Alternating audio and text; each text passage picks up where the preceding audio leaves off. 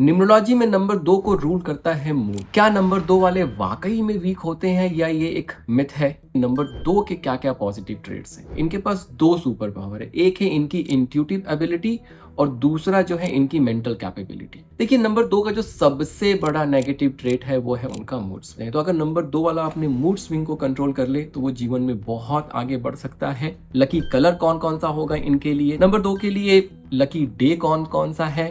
अगर हम रेमेडी की बात करें तो नंबर 2 वाले क्या क्या रेमेडी कर सकते हैं?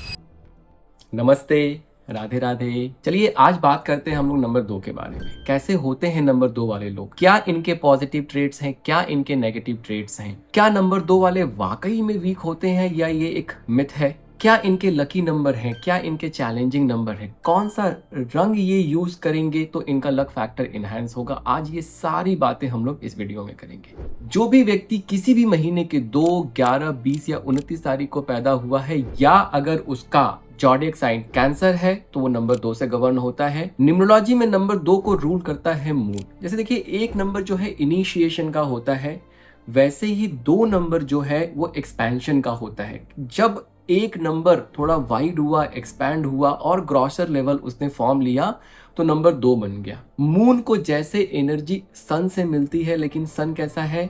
गर्म ऊर्जा का प्रतीक है, लेकिन चंद्रमा क्या है? शीतल ऊर्जा का प्रतीक है। वैसे ही जो नंबर 1 का फेमिनाइन साइड है वो नंबर 2 के ट्रेट के रूप में विजिबल होता है। हर नंबर के कुछ पॉजिटिव ट्रेट्स होते हैं और कुछ नेगेटिव ट्रेट्स होते हैं। आइए समझते हैं कि नंबर 2 के क्या क्या पॉजिटिव ट्रेट्स हैं। इनके पास दो सुपर पावर है, एक है इनकी इंट्यूटिव एबिलिटी और दूसरा जो है इनकी मेंटल कैपेबिलिटी। इंट्यूटिव एबिलिटी की बात कर लेते हैं तो जो इनकी इंट्यूटिव एबिलिटी है, इनका जो इंट्यूशन है वो सबसे ज्यादा स्ट्रांग होता है और अगर ये अपने इंट्यूटिव एबिलिटी को अच्छे से यूज करें तो ये जीवन में बहुत बहुत सक्सेसफुल हो सकते हैं। नंबर 2 चंद्रमा का है, मन का है। जो इनकी मेंटल कैपेबिलिटी होती है, जो इनकी योग्यता है, क्षमता है मानसिक, वो बहुत अच्छी होती है। जैसे नंबर 1 जो है वो फिजिकल कैपेबिलिटी का है, वैसे ही नंबर 2 जो है वो मेंटल कैपेबिलिटी का है। तो अगर नंबर 2 वाले लोग ये कोशिश करें कि जो भी वो काम कर रहे हैं उसमें जहाँ पे उनको अपना दिमाग का बहुत ज़्यादा प्रयोग करना है, सॉफ्ट स्किल वाले काम करने, वो इनके लिए बहुत अच्छे रहेंगे। इसके अलावा ये लोग बहुत हेल्पिंग नेचर के होते हैं, बहुत सेंसिटिव होते हैं, बहुत कंसिडरेट होते हैं, बहुत जेंटल इनका नेचर होता है। आइए आप समझते हैं और जानते हैं कि इनके नेगेटिव ट्रेट्स क्या क्या होते हैं। देखिए नंबर 2 का जो सबसे बड़ा नेगेटिव ट्रेट है वो है उनका मूड स्विंग। सो बेसिकली क्या होता है कि चंद्रमा 15 दिन घटता है, 15 दिन बढ़ता है, तो ऐसे ही नंबर 2 वालों का जो मन है वो भी घटता बढ़ता रहता है, कभी स्टेबल नहीं रहता है।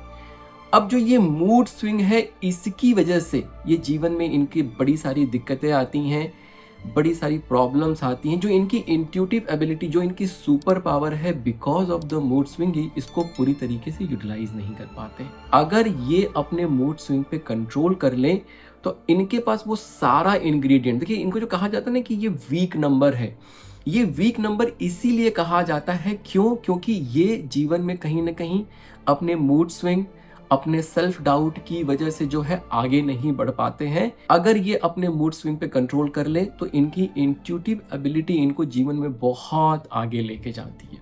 और जितने भी बाकी इनके नेगेटिव ट्रेट्स हैं, चाहे सेल्फ डाउट हो गया, इनडिसिसिव हो गया, ये जितने भी नेगेटिव ट्रेट्स हैं, ये सारे नेगेटिव ट्रेट्स इनको इसी मूड स्विंग की वजह से मिलते हैं। तो अगर नंबर 2 वाला अपने मूड स्विंग को कंट्रोल कर ले तो वो जीवन में बहुत आगे बढ़ सकता है। अब बात करते हैं कि अगर 2, 11, 20 और 29 में सबसे अच्छा नंबर कौन सा है पैदा होने के लिए, तो जो नंबर 11 है वो सबसे अच्छा होता है, उसके बाद नंबर 2, उसके बाद नंबर 20 और सबसे लास्ट में आता है 29 नंबर 29 नंबर पे जो लोग पैदा होते हैं थोड़ी लाइफ उनकी चैलेंजिंग होती है। एक सिंपल सा एग्जांपल ले सकते हैं, संजय दत्त की लाइफ आप देख सकते हैं कि उनके जीवन में एक इतने अच्छे घर में पैदा होने के बाद भी जीवन में उनके कितना उतार चढ़ाव बना रहा, क्योंकि उनकी डेट ऑफ बर्थ जो थी वो 29 थी। नंबर 2 के बच्चे कैसे होते हैं? तो नंबर 2 के जो बच्चे होते हैं वो थोड़े सेंसिटिव होते हैं, थोड़े मूडी होते हैं। एज अ पेरेंट आपको क्या करना चाहिए, आपको उनका सपोर्ट सिस्टम बनना चाहिए। जो नंबर 2 का बच्चा है उसको जीवन में आगे बढ़ने के लिए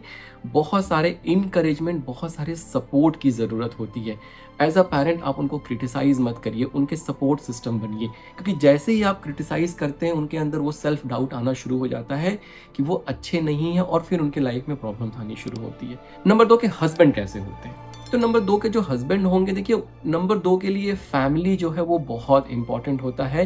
तो नंबर 2 का जो हस्बैंड है वो बहुत बहुत हार्ड वर्क करेगा अपनी फैमिली को प्रोवाइड करने के लिए, अपनी फैमिली को वो सारी चीज़ें देने के लिए। और ये एक नंबर की तरह अथॉरिटेटिव या इनको रिटर्न में कुछ चाहिए भी नहीं होता। ये बहुत ज़्यादा माइल्ड होते हैं नेचर के, बहुत सपोर्टिव होते हैं अपने बच्चों के लिए, अपनी फैमिली के लिए। नंबर 2 की वाइफ कैसी होंगी? तो जो नंबर 2 की वाइफ होंगी वो थोड़ी सेंसिटिव होंगी, थोड़ी मूडी होंगी, थोड़ा उनका मूड स्विंग ज़्यादा हो सकता है, स्पेशली अगर वो सैटरडेज़ आ गया या फुल मून आ गया या नो मून आ गया, उस दिन उनका मूड स्विंग बहुत ज़्यादा हो सकता है।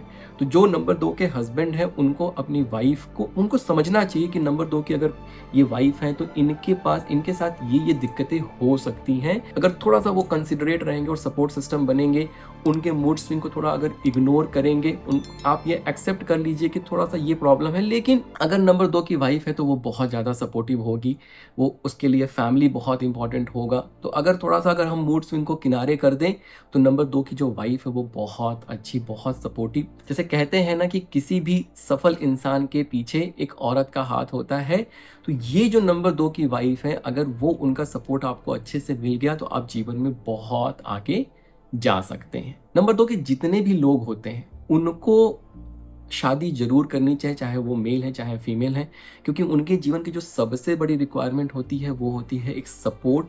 तो अगर ये शादी करते हैं तो उनको वो सपोर्ट मिलना शुरू हो जाता है।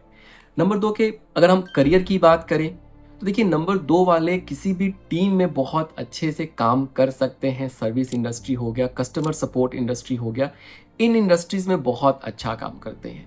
इनके अंदर आर्टिस्टिक कैपेबिलिटी बहुत अच्छी होती है, ये बहुत ज़्यादा इमेजिनेटिव होते हैं।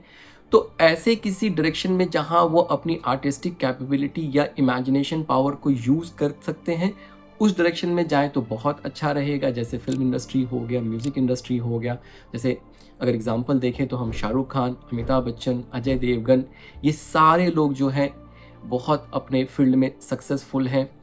अगर हम म्यूज़िक इंडस्ट्री की बात करें तो माइकल जैक्सन, वो बहुत ज़्यादा सक्सेसफुल हैं, और साथ में इनका जो मेंटल कैपेबिलिटी है वो भी बहुत अच्छा होता है। तो 2 नंबर वाले बहुत ऐसे किसी भी डायरेक्शन में जहाँ पे वो अपने मेंटल कैपेबिलिटी को यूज़ कर सकते हैं, जैसे विश्वनाथन आनंद हो गए चेस में, थॉमस एल्वा एडिसन जिन्होंने बल्ब का आविष्कार किया था, तो साइंटिस्ट, तो इस डायरेक्शन में भी वो जा सकते हैं। नंबर 2 वाले योगा और हीलिंग, इन प्रोफेशंस में भी जा सकते हैं, क्योंकि इनका जो ओवरऑल जो मन होता है वो बड़ा ही निश्चल होता है। तो नंबर 2 वाले अगर हीलिंग में जाते हैं तो वहाँ भी वो बहुत अच्छा करते हैं। नंबर 2 के लिए लकी डेट कौन कौन सा होगा? सो 2, 11, 20 और 29 तारीख, ये इनके लिए सबसे ज़्यादा लकी डेट होता है। और अगर ये कैंसर के पीरियड में, मतलब 20 जून से 21 जुलाई के बीच में अगर ये डेट्स आ गए तो ये सबसे अच्छे और सबसे लकी डेट इनके लिए हो जाते हैं। नंबर 2 के लिए लकी डे कौन कौन सा है? तो संडे और मंडे इनके लिए बहुत अच्छा रिजल्ट लेके आता है, और स्पेशली अगर संडे और मंडे को अगर 2, 11, 20 और 29 अगर ये डेट्स पे, अगर उन डेट्स पे फॉल कर गई तो ये और अच्छा रिजल्ट देके जाता है। लकी कलर कौन कौन सा होगा इनके लिए? तो देखिए लकी कलर जो है क्रीम, जितने भी क्रीम और लाइट कलर हैं वो नंबर 2 के लिए बहुत अच्छे होते हैं। नंबर 2 वालों को कोशिश करनी चाहिए कि वो डार्क कलर ना पहने। अवॉइड कौन कौन सा कलर करना चाहिए? तो रेड और ब्लैक कलर जो है नंबर 2 वालों को अवॉइड करना चाहिए। अवॉइड डे की अगर हम बात कर ले तो ट्यूसडे और सैटरडे को नंबर 2 को अवॉइड करना चाहिए। अगर अवॉइड डेट की बात कर लें तो जितने भी 9 सीरीज वाली डेट है 9, 80, 27, और सिमिलरली जितने भी 8 सीरीज वाली डेट है 8, 17, 26, ये सारे उनको अवॉइड करने चाहिए। अगर हम कंपैटिबल लाइफ पार्टनर की बात करें तो नंबर 1 आपके लिए सबसे अच्छा होता है, एक वो बहुत बढ़िया सपोर्ट सिस्टम का काम करता है।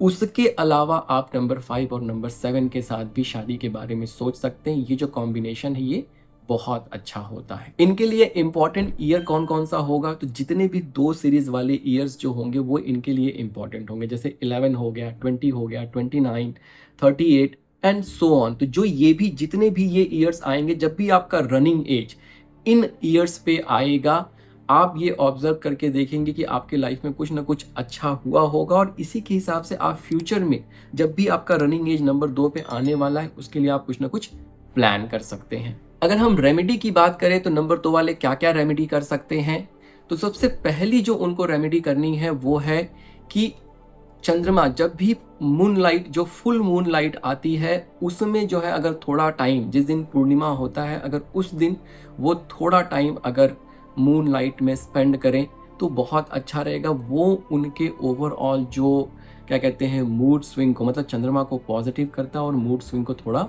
कम करता है। मून स्टोन करके एक स्टोन आता है, वो भी ये पहन सकते हैं। मंडे मंडे जो है शिवलिंग पे जो है जल चढ़ा सकते हैं। और इसके अलावा जो है वो चंद्र भेदी प्राणायाम, ये प्राणायाम भी प्रैक्टिस कर सकते हैं। देखिए जो हमारा स्वादिष्ठान चक्र होता है, नीचे से जो दूसरा चक्र है स्वादिष्ठान चक्र, वो मून को रिप्रेजेंट करता है, और अगर हम चंद्र भेदी प्राणायाम करते हैं तो वो कहीं ना कहीं बैलेंस होना शुरू होता है, और फिर यही क्या करता है, मून की जो पॉजिटिव एनर्जी है उसको एब्जॉर्ब करना शुरू करता है और मून हमारा पॉजिटिव होना शुरू होता है। तो ये कर ली हम लोगों ने नंबर 2 की बात। देखिए डेट ऑफ बर्थ पे हमारा कोई भी कंट्रोल नहीं है, ठीक है। डेट ऑफ बर्थ जो भगवान ने हमें दिया है, जिस भी डेट ऑफ बर्थ पे, चाहे वो चैलेंजिंग हो चाहे वो अच्छा हो, वो हम उसी से बॉर्न होते हैं। लेकिन जो नेम नंबर है, न्यूमरोलॉजी में नेम नंबर, नेम को चेंज करके अपने भाग्य को बदला जा सकता है। तो नेम नंबर के लिए हम लोगों ने एक बहुत बढ़िया वीडियो बनाया हुआ है, जाइए और देखिए उस वीडियो को और अपना नेम नंबर कैलकुलेट करिए और देखिए कहीं आपका नेम नंबर चैलेंजिंग तो नहीं है। अगर नेम नंबर चैलेंजिंग है तो आपकी लाइफ में दिक्कतें परेशानियां हो सकती हैं, चेंज करिए अपना नेम नंबर। इसके साथ साथ हम लोगों ने मूलांक 1 के लिए भी वीडियो डाला हुआ है। अगर आप लोगों ने मूलांक, जितने भी मूलांक 1 वाले लोग हैं, अगर उन्होंने ये वीडियो नहीं देखा है तो ज़रूर उसको देखिए। उसमें बहुत सारी आपको इनसाइट्स मिलेगी अपने बारे में, क्या लकी कलर, लकी डेट, क्या क्या चीज़ें यूज़ करनी चाहिए जीवन में, जिसको यूज़ करके हम अपने लाइफ को इन्हेंस कर सकते हैं। न्यूमरोलॉजी का जो सबसे बड़ा फ़ायदा है वो यही है कि इसको आप अपने डे टू डे लाइफ में जितना आप यूज़ करते हैं, उतना ज़्यादा धीरे धीरे धीरे धीरे पॉजिटिव चीज़ें आपके साथ होनी शुरू हो जाती है। Thank you.